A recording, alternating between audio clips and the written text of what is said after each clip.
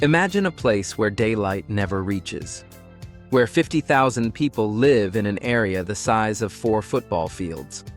A place where doctors, tax collectors, and even police never dared to enter.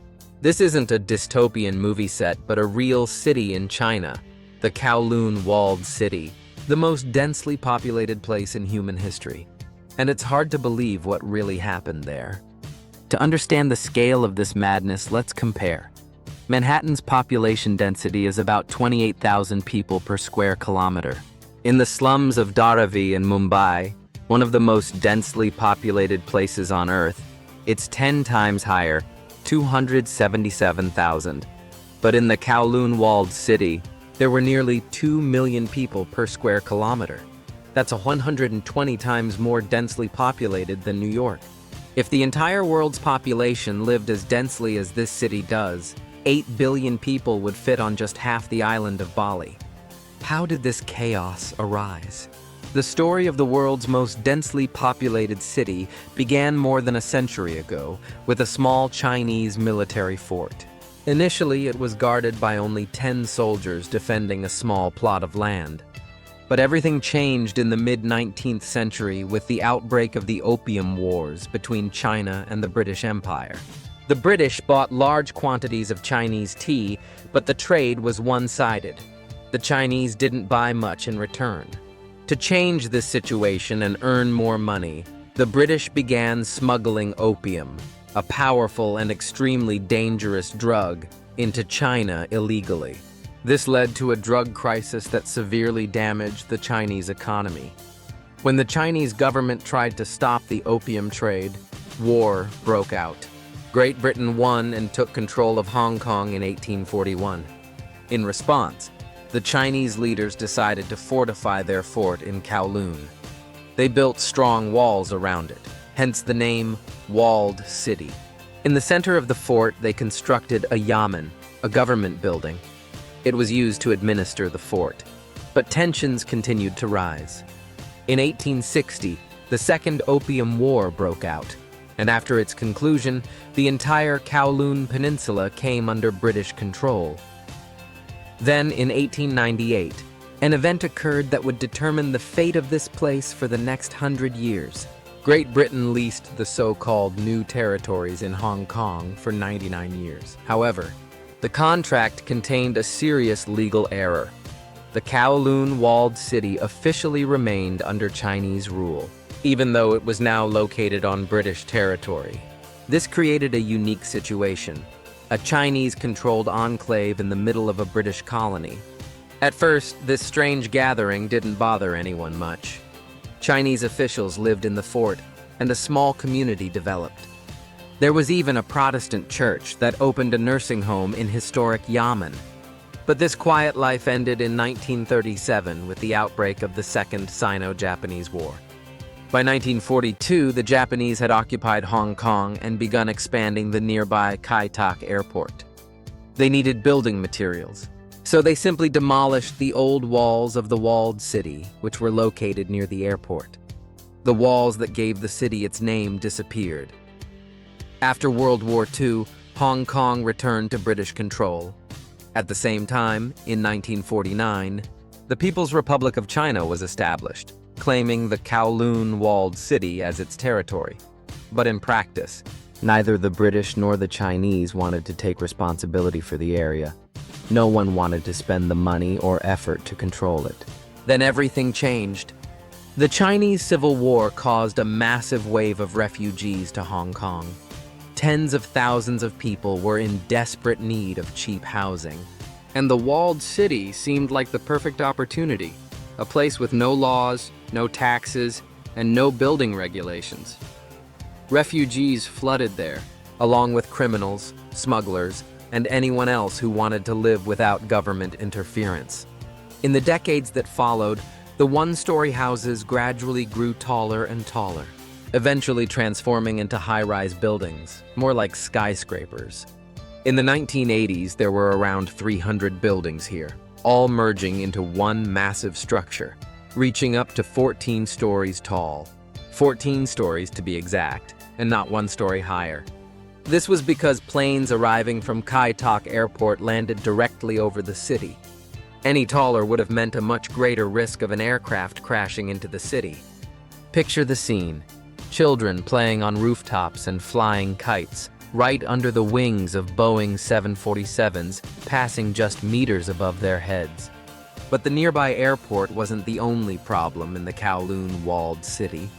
This place earned fearsome nicknames like Dark City and Chaos City, and the authorities simply didn't dare venture inside. Police, health inspectors, tax collectors, everyone avoided the neighborhood.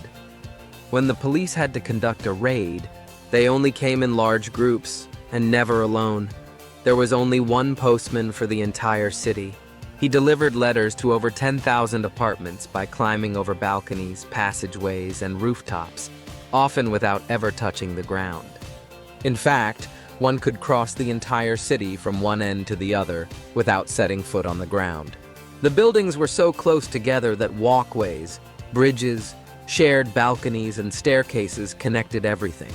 People lived like ants in a giant nest, and any stranger would have been instantly lost. And on the ground itself, there was eternal darkness. The alleys were only 1 to 2 meters wide and turned into tunnels because of the sagging floors. Even on clear days, no sunlight penetrated the lower floors. People carried umbrellas not because of the rain, but to protect themselves from the dripping, dirty water and garbage. There were only 2 elevators in the entire city. For every 300 buildings, everyone had to climb and descend narrow staircases, often of their own making. Most residents stole electricity by wiring it outside. Wires dangled and trailed everywhere, forming a deadly network. There were only 6 official water mains in the entire city, so people had to carry buckets of water long distances, often from the ground to the upper floors.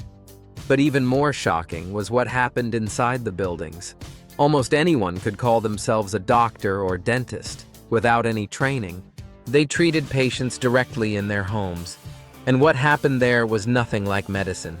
Teeth were pulled with rusty forceps, and surgeries were performed with kitchen knives on dirty tables without anesthesia and in deplorable sanitary conditions. Some local food stalls served foods banned in the rest of Hong Kong, such as dog meat. In filthy basements, hidden factories produced food that was then supplied to upscale restaurants throughout the city. No one would have imagined that the sumptuous meals served in Hong Kong's upscale restaurants in the evenings were prepared in such chaos. The city was completely controlled by Chinese criminal gangs. Opium dens, illegal casinos, and brothels were everywhere.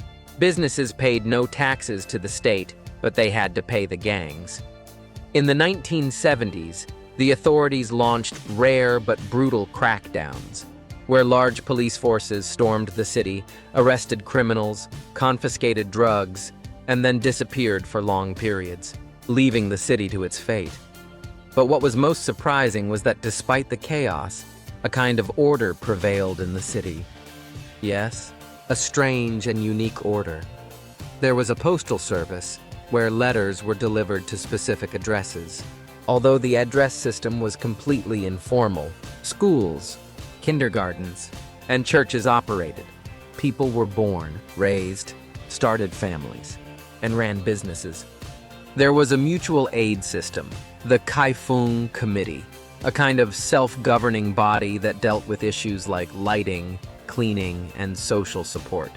Neighbors knew each other and helped each other when needed.